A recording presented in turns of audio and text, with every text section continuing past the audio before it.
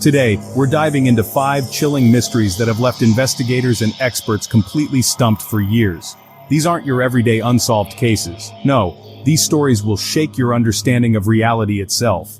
From a hotel room inexplicably drenched in blood to a bypass where people disappear without a trace, sometimes the truth is far more terrifying than fiction. On the night of May 19, 2007, a 23-year-old Navy sailor named John walked up the creaking wooden stairs to the 3rd floor, passing by faded black and white photographs showing the hotel as it had been during the gold rush days. Around 11:45 that night, guests on the 3rd floor began calling the front desk, complaining about loud commotion coming from room 315. The night manager headed upstairs to check. When he reached the door, it was locked, and John wasn't answering. The manager was just about to use his key when there was a sudden violent crash of shattering glass. Rushing inside, he found the window completely broken, and John was gone. He had jumped out of the 3rd-story window. When the police arrived, Officer Chris Gord entered room 315 and couldn't believe his eyes.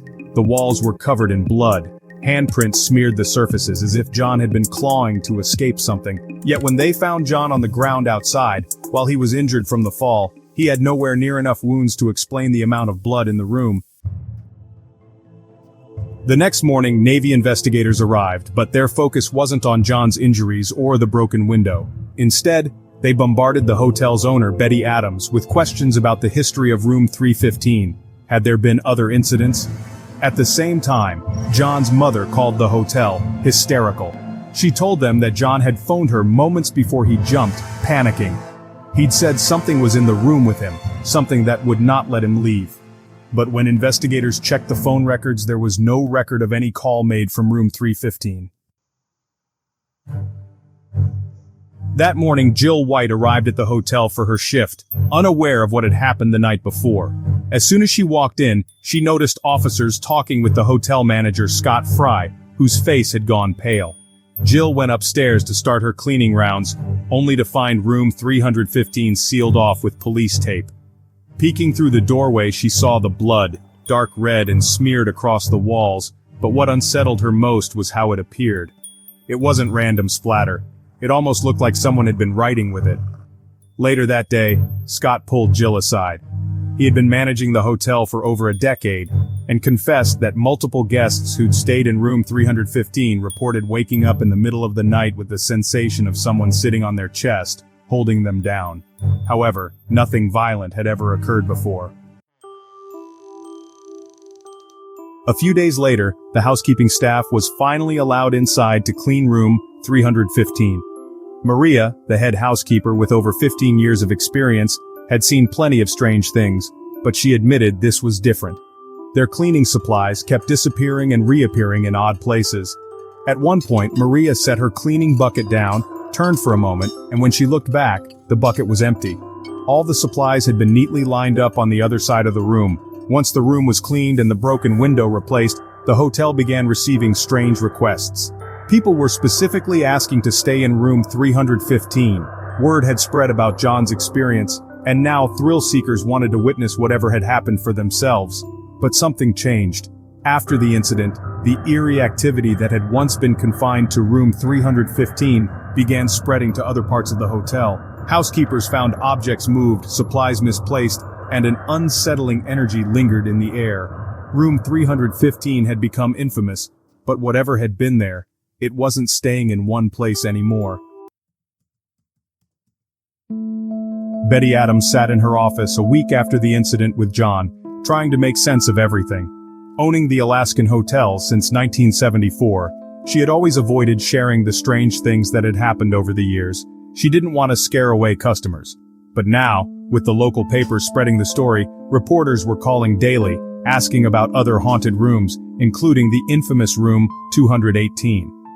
Back in 1985, a businessman had checked into room 218 for one night. He was a skeptic, dismissive of anything supernatural. Yet, at 2 a.m., he came running to the front desk in his pajamas, pale and trembling. He told Betty that he'd woken up to find a woman in an old-fashioned dress sitting at the edge of his bed, staring at him. When he turned on the light, she vanished. But the distinct impression of someone sitting on the bed remained. Then there was room 219. The housekeepers outright refused to clean it alone.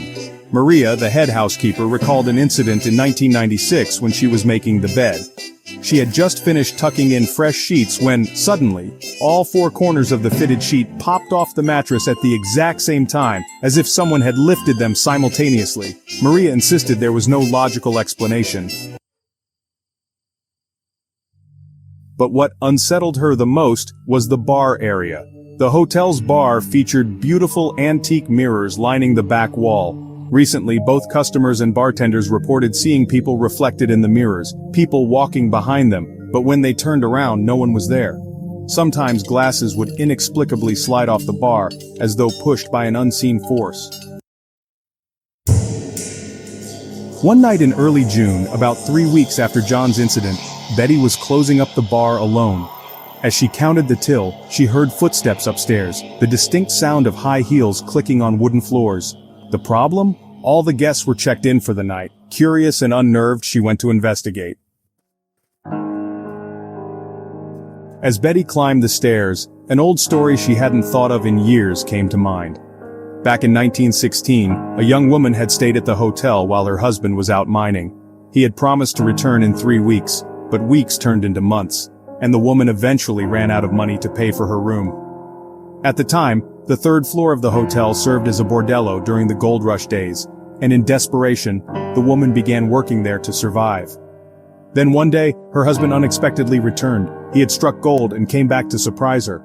But when he discovered what she'd been doing, he snapped. No one knows exactly what happened next, but the woman vanished. She was never seen again. Betty had always dismissed the tale as folklore, but now, as she climbed the stairs, the memory of that story sent chills through her.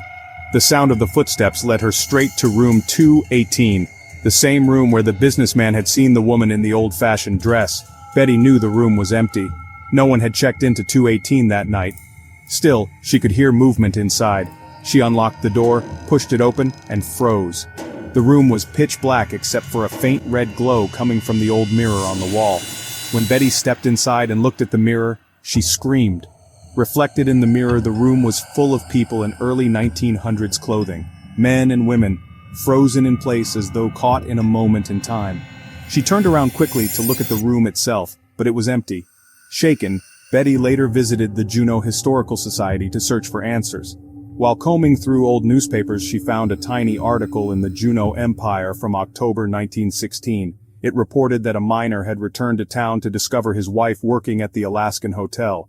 There had been a disturbance, but when police arrived, neither the miner nor his wife could be found. Other guests had reported hearing screaming coming from room 218, but no trace of the couple was ever discovered. The case remained unsolved. When Betty returned to the hotel, she began sharing the story with her employees. The housekeepers admitted they sometimes found room 218's bed perfectly made with old-fashioned sheets the hotel didn't even own. The maintenance man mentioned that the mirror in room 218 was always crooked in the morning, no matter how many times he straightened it.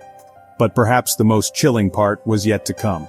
The Navy investigators had not yet released their full report on John's case, but Betty began to suspect there was a deeper, stranger connection, one that tied the hotel's haunted history to what had happened in room 315.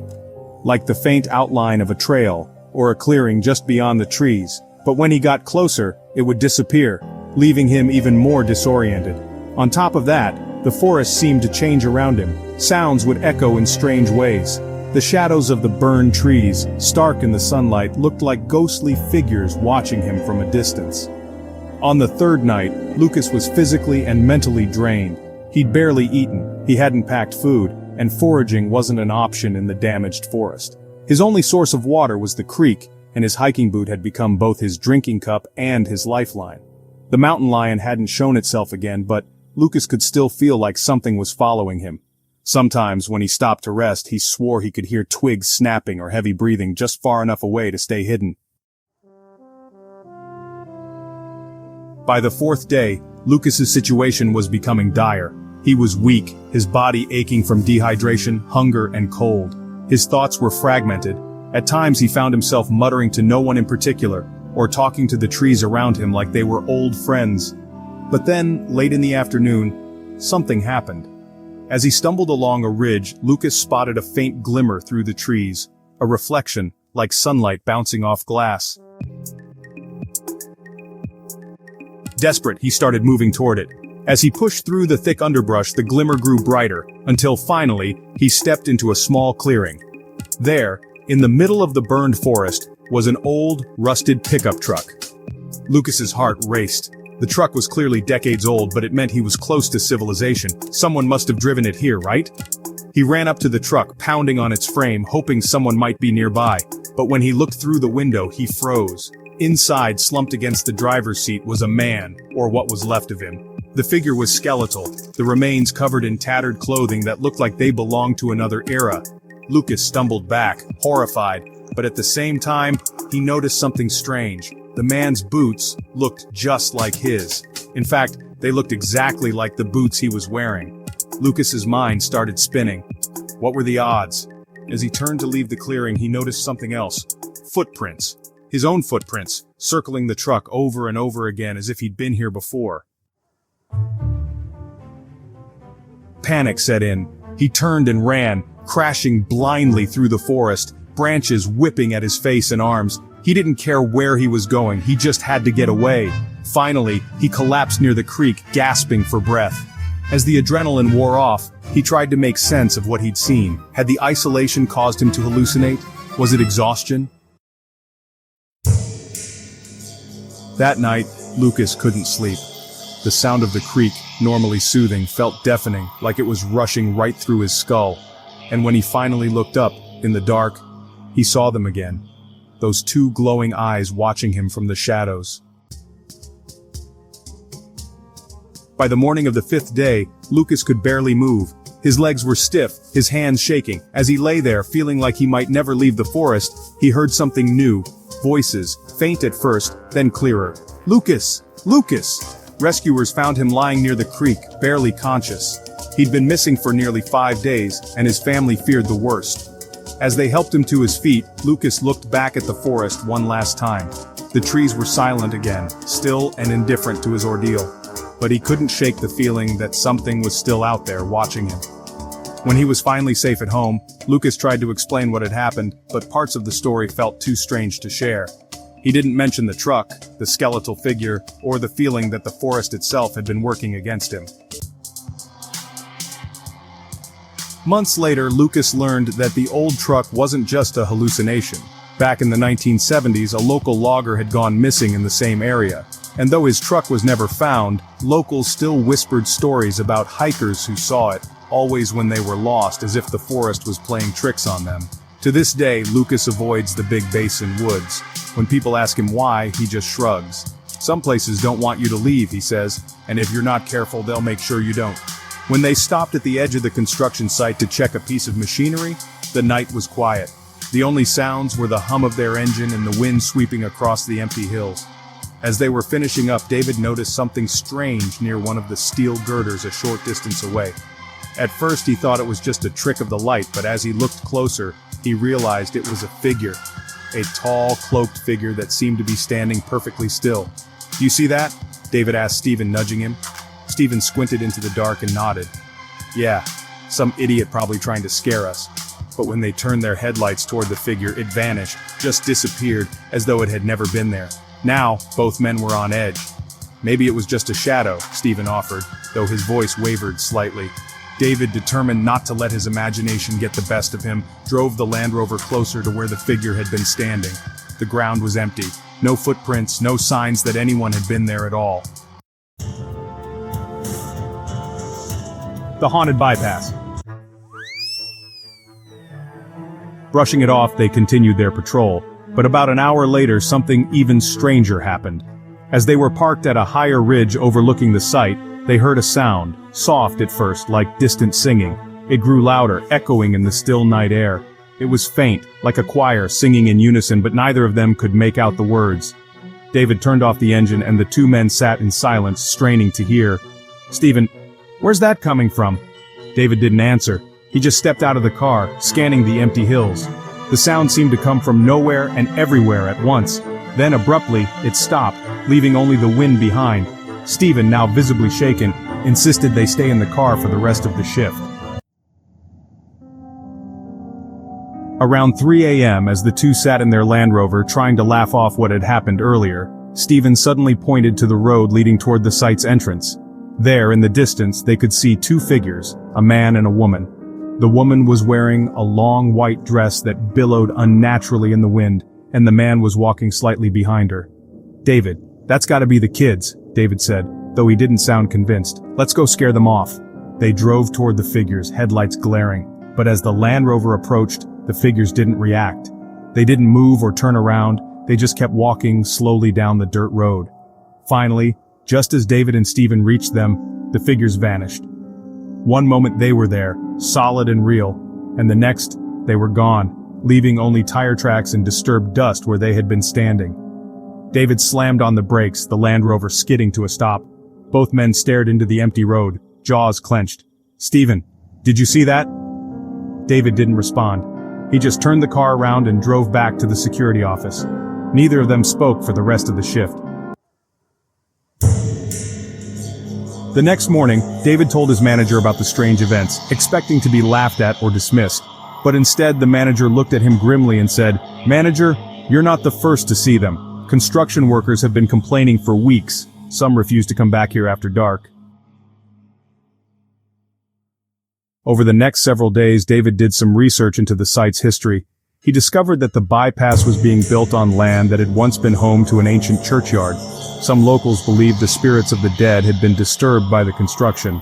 Others told stories of a ghostly woman in white seen wandering the roads, always followed by a shadowy figure, perhaps a guardian or something far more sinister. David never took another night shift at that site. He and Stephen both quit a few days later, leaving the construction company to find new security guards willing to brave the eerie silence of the Stocksbridge bypass after dark. To this day, people still report strange sightings on the bypass. Drivers claim to see the ghostly woman in white standing at the edge of the road, her dress billowing in a wind that no one else can feel. Others hear phantom choirs drifting through the hills. And some, if they're very unlucky, glimpse the shadowy figure standing still, always watching, just beyond the reach of their headlights. These stories only fueled the legend of the Stocksbridge bypass. Locals began calling it the most haunted road in England, and for good reason. The two runners who saw the man that morning said he was just wrong. His movements were slow and unnatural, like he was gliding instead of walking. They called out to him, thinking he might need help, but he never responded. He just kept walking, until he vanished, right in front of them. Other drivers started reporting similar sightings. One motorist claimed that a figure in a black hood appeared on the side of the road, only to lurch toward his car as he passed. When he slammed on the brakes and looked back, there was no one there. Another driver recounted how his young daughter, sitting in the back seat one night, pointed to the side of the road and innocently asked, "Daughter, Daddy, why is that monk waving at us?" He saw nothing at the time but couldn't shake the cold chill that ran through him. Even paranormal investigators flocked to the bypass, some armed with equipment and cameras. One team reported capturing an eerie, low hum on their audio devices, a sound eerily similar to faint, chanting voices. Others claimed to have seen shadowy figures darting across the road only to vanish upon closer inspection. Skeptics argue that these sightings are merely tricks of the mind. The bypass, built through isolated hills and rugged land, is a naturally eerie place. The uneven terrain, combined with the remnants of old roads and structures, creates unsettling illusions, especially at night. Combine that with the natural sounds of wind sweeping through the hills, and you get an environment ripe for misinterpreted experiences. But for those who've experienced the unexplainable firsthand, there's no doubt that something lingers near Stocksbridge bypass. Whether it's the restless spirits of those buried in ancient churchyards or echoes of tragedies tied to the construction itself, the stories persist. David, Stephen, and even PC Ellis, their experiences weren't isolated. Drivers still report seeing the black-robed monk standing on the bridge or hearing disembodied voices whispering from the shadows. And if you ever find yourself driving along the Stocksbridge bypass late at night, some say you should keep your eyes on the road, but be prepared, because you never know who or what might be watching you from the darkness. On his face, the mirror fogged up, despite the fact that the room wasn't warm. As he watched in horror, words started to appear on the mirror, as though someone invisible was tracing them. The words read, "Play with us." Steven said he ran out of the house that night and never returned. He moved towns and never spoke of what happened until years later when that reporter found him. By then, he had come to believe that whatever they had encountered on the Stocksbridge bypass wasn't just a ghost, but something far more powerful and insidious. To this day, drivers passing through the bypass at night still report strange phenomena. Some see shadowy figures in their rearview mirrors, only for them to vanish when they turn to look. Others have heard children singing softly in the distance or felt an unexplained drop in temperature inside their cars. A few even claim to have been chased by a hooded figure that disappeared the moment they left the bypass. The legend of the monk, the children, and the hill beneath the bridge persists. Paranormal researchers theorize that the bypass's construction disturbed something ancient, awakening spirits who were tied to the land. Could the monk still be wandering, eternally grieving for the children he tried to protect? And is Ring Around the Rosie not just a nursery rhyme but an echo of the plague years, forever trapped in that place? Whatever the truth may be, the Stocksbridge bypass stands as a chilling reminder that sometimes the past refuses to stay buried. If you ever find yourself driving down that road at night, keep your windows rolled up, your eyes straight ahead. And whatever you do, don't stop. Because once you do, the children might come to play. And there was no sign of the plane anywhere. No debris, no distress signals, and no clues, just nothing. The search expanded over the next few weeks, involving helicopters, planes, and even ground teams. But despite their efforts, the Cessna 310 carrying Hale Boggs, Nick Begich, and the others had completely vanished. After 39 days of exhaustive searching, the official operation was called off. Theories about what happened to the plane and the men on board have swirled ever since. Some believe it was a tragic accident, with the plane crashing into the unforgiving Alaskan wilderness, possibly sinking into one of the remote glacial lakes. Others speculate something far more sinister. Hale Boggs had been a prominent political figure known for his outspoken criticism of the FBI and its then-director, J. Edgar Hoover. Some conspiracy theorists point to this as a motive, suggesting foul play or sabotage. Another strange layer to the mystery? In the years following the disappearance, several individuals claim to have stumbled across small pieces of wreckage in the Alaskan wilderness, but none of these claims have ever been verified. To this day, the official explanation remains that the plane likely went down due to mechanical failure disorientation, or some unknown atmospheric phenomenon. But with no wreckage or remains ever recovered, it leaves an unsettling sense of unresolved mystery. The story of the missing Cessna 310 and its prominent passengers has become part of Alaskan lore, serving as a chilling reminder of the vast untamed wilderness that can swallow even the most powerful and well-known figures without a trace. Whether it was a tragic accident, a conspiracy, or something else entirely, the truth about what happened on that clear October day remains buried, like so many other secrets, in the depths of Alaska's icy wilderness. The mysterious disappearance. As the search continued, strange phenomena began to occur. Search teams noticed their compasses spinning erratically without reason, their radios picking up indecipherable static noises, and multiple pilots experienced a disturbing sense of disorientation, as if their instruments could no longer be trusted. A veteran search pilot, Jack Anderson, who had been flying in Alaska for over 20 years, confided in his supervisor that something about the search felt unsettling. He explained that certain areas they flew over evoked an overwhelming sense of dread, as though warning them to stay away. Equipment would malfunction in those areas, but as soon as they left, everything returned to normal. Bill Stevens, a radio operator at the Anchorage Control Tower who had been on duty for 15 years, was the last person to communicate with Don's plane. He recounted an eerie detail to investigators. During that final transmission at 10:18 a.m., everything initially seemed normal as Don provided his routine position update. But suddenly Don's tone changed. His voice slowed as though confused, and he began saying nonsensical ththings, including, "The sky looks different up here." Moments after the transmission ended, Bill's equipment went haywire. The radar screen displayed bizarre patterns, and the radio emitted a low, ominous humming sound from the direction of Don's last known location. Then, everything went silent. It took Bill and his supervisor 10 minutes to restore functionality to the equipment. When they finally brought the systems back online, they discovered Don's plane had disappeared from radar. Reviewing the radar data later revealed something inexplicable. Don's plane had neither descended nor veered off course. It had simply vanished. Meanwhile, a weather station 50 miles from Don's last transmission reported peculiar events around 10:20 a.m.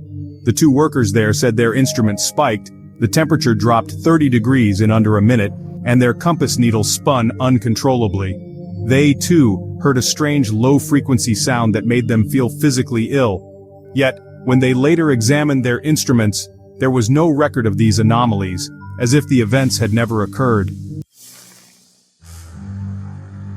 About a week into the search, a local Tlingit elder named Thomas George was brought in. Thomas, deeply familiar with the region's terrain and lore, smirked upon hearing the search location and said, "That's where the Kushtaka lives." He explained that the Kushtaka was a shape-shifting spirit his people had known about for generations, one that was said to inhabit a specific area, precisely where Don's last transmission had come from. Thomas shared stories from his grandfather about planes and boats vanishing in that region, never to be found again. Despite the supernatural explanation, the search team dismissed it as folklore. Thomas then recounted a previous search from 1952 for a plane that vanished in nearly the same spot. During that search, they discovered a peculiar clearing high in the mountains where trees were flattened in a perfect circle, but there were no signs of a crash or burn marks. Thomas agreed to lead the search team to the clearing. Upon arrival, all their equipment malfunctioned, just as it had for the planes in the air. Radios, compasses, and cameras stopped working. The few photographs they managed to capture revealed an eerie black mist, something no one had seen with the naked eye.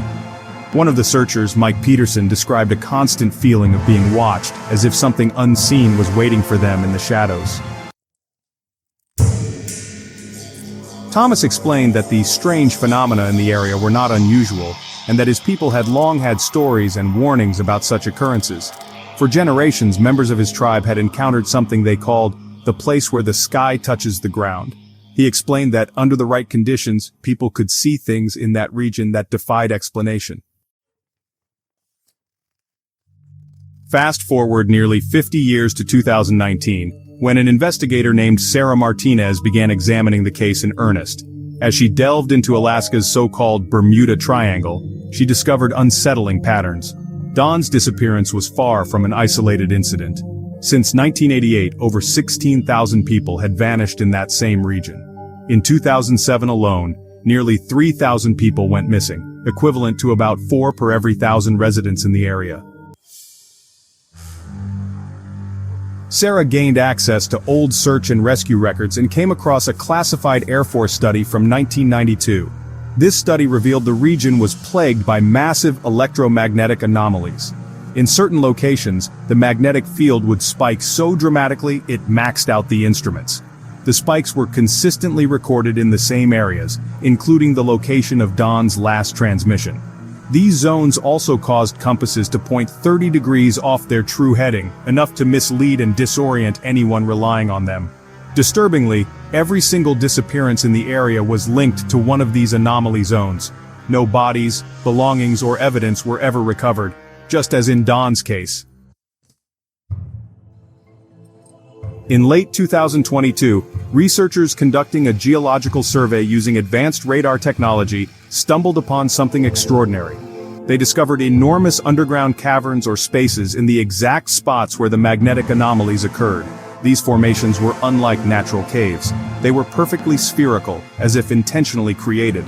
Upon closer analysis, the spherical cavities emitted a unique energy signature that defied classification. Even more perplexing, the researchers discovered that these spherical spaces appeared to shift positions. Adding to the mystery, records from a 1972 military listening post revealed that on the morning Don's plane vanished, a strange sound was detected.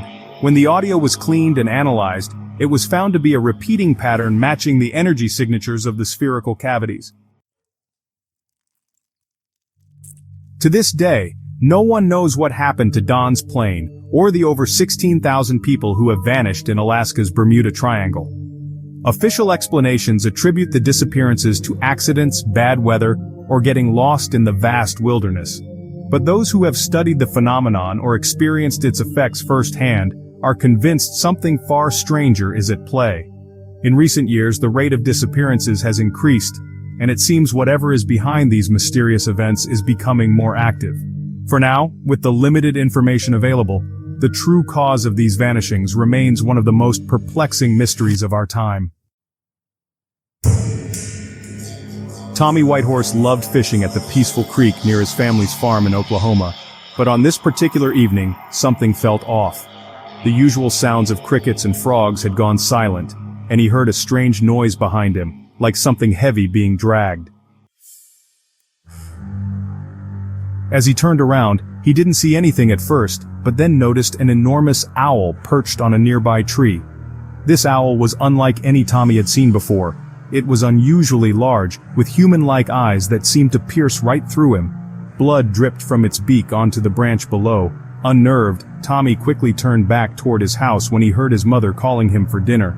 As he walked away, he heard heavy wings flapping behind him, but when he turned back, the owl was gone. The eerie encounter left him deeply unsettled, but he didn't share it with anyone, feeling instinctively that he shouldn't. At dinner, Tommy remained quiet, unable to shake the image of the owl's human-like eyes. Later that night, while sitting by his window, he overheard his father and grandfather talking about a neighbor's cow that had been found dead earlier that day. Oddly, the cow had no external wounds, but its heart was missing. For reasons he couldn't explain, Tommy felt the owl was somehow connected to this strange event. Curious, he looked out the coop window and saw their neighbor, Mr. Peters, hunched behind a tree. What Tommy witnessed next left him paralyzed with fear. Mr. Peters' body began twisting and convulsing in unnatural ways, and enormous wings burst from his back. As Tommy dropped the basket of eggs in shock, Mr. Peters turned and locked eyes with him, those same human-like eyes from the owl. The creature then spread its wings and disappeared into the fog. Pop returned moments later to find Tommy huddled under the roost, terrified and unable to speak. He couldn't bring himself to explain what he'd seen, fearing no one would believe him. That evening, Tommy's father mentioned another cow had been found dead on a nearby farm, with the same unexplained absence of a heart. Tommy's mother speculated about disease, but Pop dismissed the idea, saying he'd never heard of anything like it. His mother, visibly distraught, told the family that a neighbor's young son, Billy, had been found dead in his bed. The boy's chest bore a strange mark, and his heart was missing, just like the cow's. Tommy's mother sent him and his younger sister Riley outside to play while the adults discussed the tragedy. Tommy, desperate to protect Riley, dragged her into the barn where they spent the day making rope out of hay to distract themselves. But Tommy couldn't shake the growing sense of danger. As the sun set, he realized that whatever had taken the cows, and now a child, was far from ordinary and possibly connected to the terrifying transformation he had witnessed. Tommy's life took a chilling turn after a tragic event in his small, close-knit community. His family was grieving the loss of Billy Wilson, a boy whose sudden death had left everyone on edge.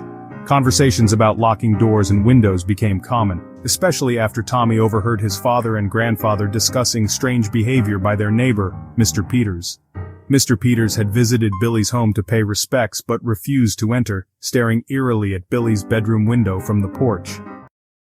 The Owl Man incident. That night, Tommy worked up the courage to tell his parents about something disturbing he had witnessed. Mr. Peters, lurking near the chicken coop, seemed to transform into an owl. But his father dismissed the story as absurd, accusing Tommy of seeking attention at an inappropriate time. Dejected, Tommy returned to his room. Around midnight, Tommy was startled awake by noises outside his open window. Peering out, he saw a large figure perched on a nearby tree branch, a grotesque owl with hauntingly human eyes and fresh blood dripping from its beak. Terrified, Tommy scrambled to his sister Riley's room. She was already awake, crying, having dreamt of a giant bird trying to break into her window. Together they ran to their parents, but before explanations could be given, a bone-chilling screech shook the house, rattling the windows. Tommy's father grabbed his shotgun and ventured into the yard, flashlight in hand, but found nothing. His face, however, betrayed fear. That night, Riley and Tommy were allowed to sleep in their parents' room for safety. The next morning, Tommy's mother received distressing news. A mile away, a teenage girl had awakened pale and ill, with strange, unexplained marks on her chest. The girl's family had recently interacted with Mr. Peters, who had been fixing their fence. As the day unfolded, Mr. Peters appeared at Tommy's house with a basket of vegetables, acting cheerful and oblivious to the recent tragedies. Tommy watched him closely, noticing that Mr. Peters never actually swallowed his coffee or food. That night, the unsettling sounds returned. Tommy peeked outside to see Mr. Peters hunched over near a tree in their backyard, making grotesque noises. Grabbing a hunting knife, Tommy decided to confront him. As he approached, he discovered human organs arranged on the ground. Before he could act, Mr. Peters turned, his face grotesquely caught between man and owl, with massive black eyes and a distorted, beak-like mouth. Terrified, Tommy fled back to his house, pursued by the sound of wings and screeches. Just as he slammed the front door shut, a powerful force collided with it, shaking the entire house. His father, now visibly shaken, comforted Tommy for the first time, praying in Cherokee over the family. Eventually, the noises stopped. The next morning, news broke that Mr. Peters had died of a heart attack during the night. Tommy's family, though shaken, chose to keep the events a secret, fearing that speaking of them might invite further horrors. They began hanging feathers over their windows, a protective measure learned from Tommy's Cherokee great-grandmother. This harrowing experience tied into local legends of shapeshifters, being said to sacrifice lives to gain power. The Owl Man, as described in these tales, was rumored to harvest human organs, with many claiming to have encountered it. While these stories remain folklore, Tommy's family knew the terror they faced was all too real.